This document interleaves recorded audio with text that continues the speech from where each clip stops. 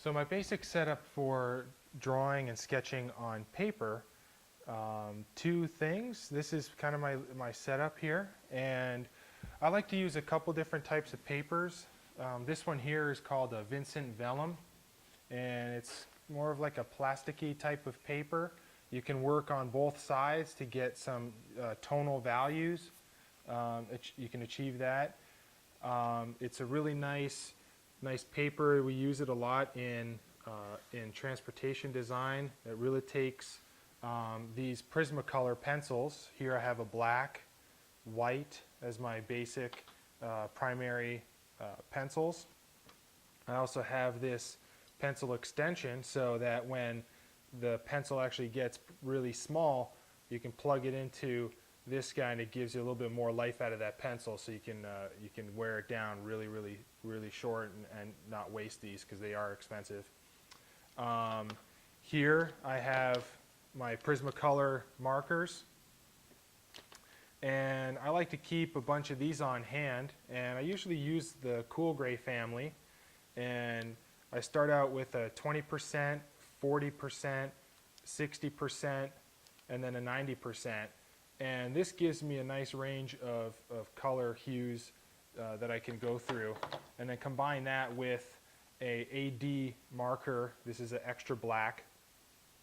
You definitely want to have some of these. And I also have some Sharpies, different thicknesses here. So a thinner point and then a thicker Sharpie, which you can see here, it's been worn down a little bit. So those, I also have a pink pearl eraser, and my sharpener, I usually use an electric sharpener, but I like to carry this around just in case I don't have somewhere to plug in for power. So some of the other tools that I use here are straight edges. This is a basic plastic triangle. I have a circle template, gives me a nice little range of circles. And then a French curve here. This is just a basic standard French curve. There are other ones.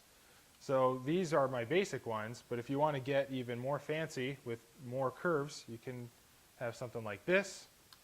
If you're in the automotive industry, you may want to get larger, longer French curves, because this will help you when you start sketching on this type of format, which is a marker paper from Letraset. Here you're technically supposed to only use it on one side. The marker doesn't really work well on the other side, but this is actually cut in half. This originally was about this large here, about 24 inches, so I cut that down. And this is nice because if you're sketching a car, you can, this is just real quick here, you can kind of get a sense for some of the proportions here. So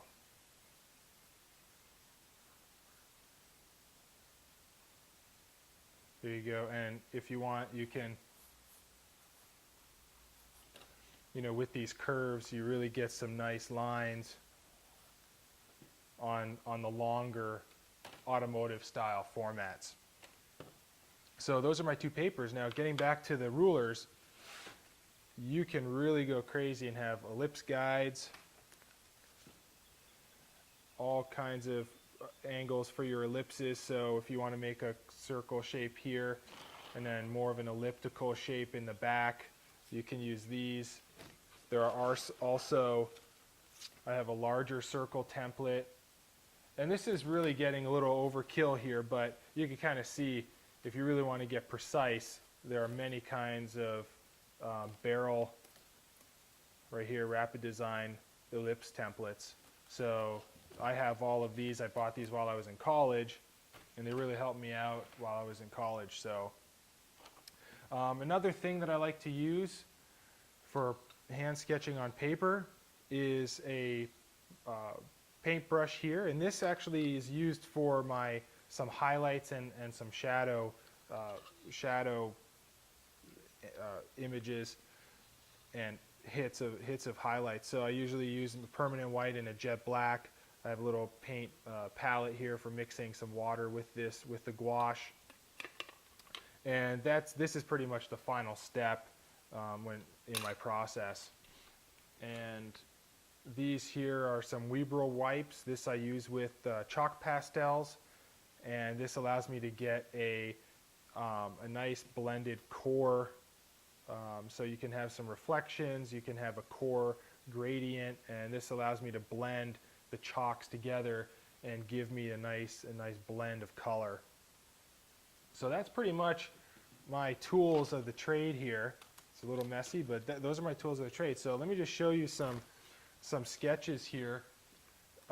This was done on the marker paper, and again, this was just really quick, loose sketches with the Sharpie pen here. Here was another Prisma pencil sketch using the marker paper.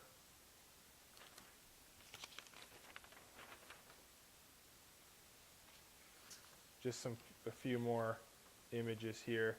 Just really quick, a loose style. Again, all marker paper sketches, so I'm only working on one side, but you can see there's marker, there's pencil, white pencil. This here is another medium. It's tracing paper. So this allows you to really get, and if you want to do an overlay, kind of work a design and get something, you can apply this tracing paper, which gives you that see-through effect, and you can see what you're doing underneath. But this, if you just wanted to use, you can see how I colored the backside with bold blocked colors. And then on the front side, I've added some white highlights and some darker, to get my values popping there. This is a photocopy of a sketch I did on marker paper, just using, again, pencil with marker. And lastly, here's a sketch that was done on the Vincent vellum material that was worked on both sides.